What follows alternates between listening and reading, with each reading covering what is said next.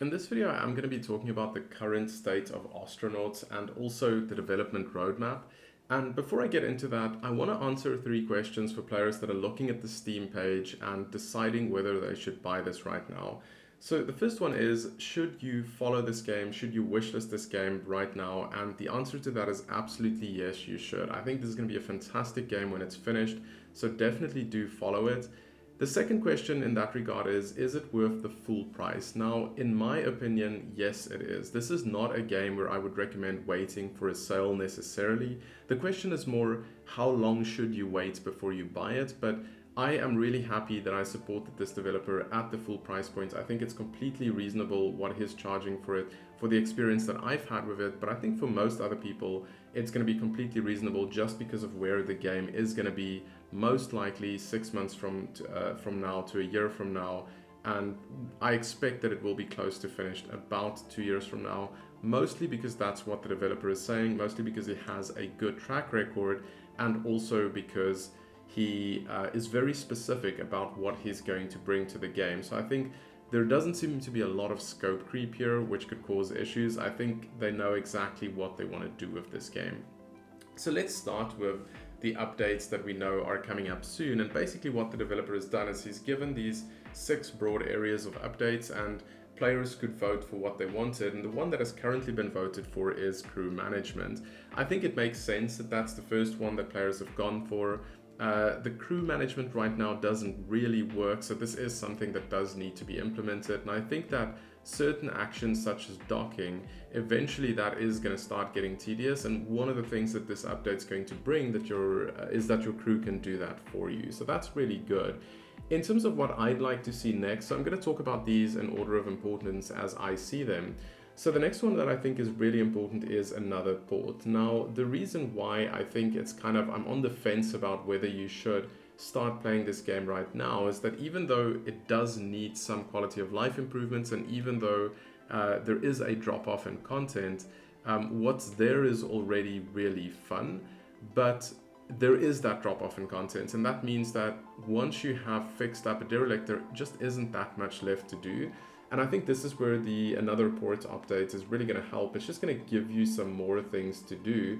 And that's also true for a lot of the other updates here. So following that, I think the next one that would be quite important is the more ship equipment. And I think how this is implemented is going to be really critical. So I want to draw a comparison to Oxygen Not Included, because I bought that game as it launched into early access. And I think Ostranauts is in a very similar place. It's already a really good sandbox to play with, but you can see that it needs that extra content. And I think every time the new content drops, it's going to be like getting some new DLC to a game, which will really just give you a reason to go back and play it. And that's why I want to follow it through the development process. Now, the reason why I'm drawing the comparison to Oxygen Not Included is because I think that game did a really good job of introducing new complexity to the game as you get further into the game. And Ostranauts is going to have to do the same thing. If the developer wants to introduce more ship equipment, he needs to make sure that some of that equipment will only become relevant further into the game. The reason I say that is if you put everything up front, that's going to give the game a really weird difficulty curve where it's going to be incredibly hard up front, and you're going to have to figure out how to get everything working at the same time. And once you've done that, the difficulty curve will drop off, and there will just be nothing else for the player to do. So instead of doing that, I think whatever is there now that you need to get a ship running, that should stay. But there should be a lot of systems that become relevant as you try to survive in space for longer periods of time, as you try to travel deeper into space. And I think that would be the right way to implement this, and this will give it a lot of extra content and a lot more playtime for players as well. Then the next one, the wear and tear upgrade or update. I don't think that this would be a particularly difficult one to implement. I think it's going to be more about the balance, and that's what the developer is going to need to look out for with the wear and tear update, is to make sure that it is done in such a way that stuff doesn't break all the time to the point of being annoying, but it also can't take so long that it's almost irrelevant, or you have to play for 15 hours just before something breaks. So a way that he can fix that, and again, going back to Oxygen Not Included, is give the player options, give customization options where you can set what the level of wear and tear is that you want on the ship, because there is just no way you're going to please all players. Some players are going to want to spend 50 hours playing this game and is going to want it to take 5 hours for something to break, and other players are going to want stuff to break every hour, right? So I think that there does need to be some customization options there. And then there's the wounds update. Personally, I'm not too bothered about that one. I think it's great that it's coming, but you know, it's just another thing to give more content to the game. And then the last one, which I find a little bit weird, is the 0G upgrade. And I'd love to hear in the comments what other people think of this, but I think given this game, if you've played this already, given the state that it's currently in, I'm not sure what 0G would actually add to the gameplay. If it's just going to be floating around in a ship instead of walking around, that doesn't sound like it would fundamentally change the game.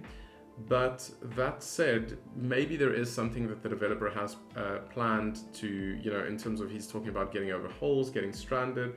I have to say that I'd really like to know what getting stranded is going to be all about. If it's a case of you're going to get stranded, you're going to die there, and you're going to have to reload your save, that is not really an interesting gameplay mechanic. I think that if it gets implemented in a way where you have to improvise, you have to find some parts and put something together to make your way back, that could be interesting, but this is going to come all down to how that is implemented.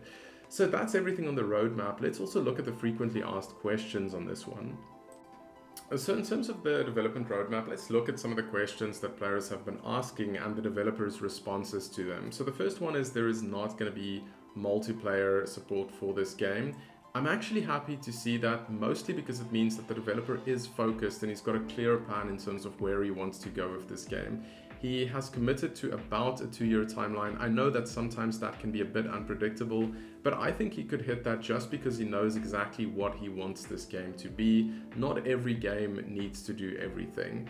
Modding support, yes, that is coming. Great to see that. It seems that there might be workshop support for Steam as well. Also fantastic to see that. Then the next one, monsters or supernatural elements. This one I'm a bit on the fence about for 2 reasons. The one is that I think that this is the perfect game to just have your battle be against the elements, have your battle be against space itself, and I'd be perfectly happy with that. Now, if he wants to introduce monsters to this game, it's going to come down to, well, if you have that, you're going to need a combat system, and if that combat system works well, then it's a great addition to the game. If it doesn't work well, it could actually detract from players' experiences. And I think this is maybe where the developer needs to engage with the community some more and just check with everyone that's playing this game right now. Do you think, is that where you want the game to go, or do you want to focus more on the technical aspects, the surviving against space? Because as I said, if they are going to have something like personnel combat, it is going to have to be implemented right. Ship combat, it seems like that might also come. Same comments on that. Could be great if it's implemented correctly. I think given the current state that the game is in, it might be easier to implement something like ship combat as opposed to personnel combat. Then more stations and ports, yes. Ship equipment, yes. I think all of these personnel equipment, ship styles and designs, the more starting careers and origins, these are all just more content that's coming. Great to see that. The game definitely needs that. This is what's going to really increase the replay value, increase players' playtime on this game. Localization, of course, that's something they would be looking into. The AI being able to pilot the ship and work with the reactor, it seems that that is already being planned in the next update. Then Planetfall, again, you know, it's a maybe. I have no idea what that would look like. I'm sure it would add a lot more content. If I were the developer, I would focus on everything else first. And if it seems that there is a good way to implement that, I think that would make a lot of sense. Owning multiple ships, right now it's difficult to see why specifically you may want to do that. But if you can build different types of ships, so maybe smaller ships that you can use for little scavenging trips and then having a bigger ship that you use for long trips or something along those lines, I can see how that might be a nice feature, especially if you can have the smaller ship sort of docked on one port of your ship and then have another one that you use to dock to other ships. Something along those lines could be interesting. Fleet and empire management is not in. I completely agree with that decision. I think there's enough good stuff that this game has going for it, and again, it just comes down to the focus that this developer has. It's going to help him to get all of these updates out on time. But I really want to hear from your side, What do you think about the planned updates? What do you want to see implemented first? Is there anything that should be implemented that's not currently on the list? Let me know in the comments, and then as always, if you like this kind of content, please do like and subscribe, and I'll see you for the next video.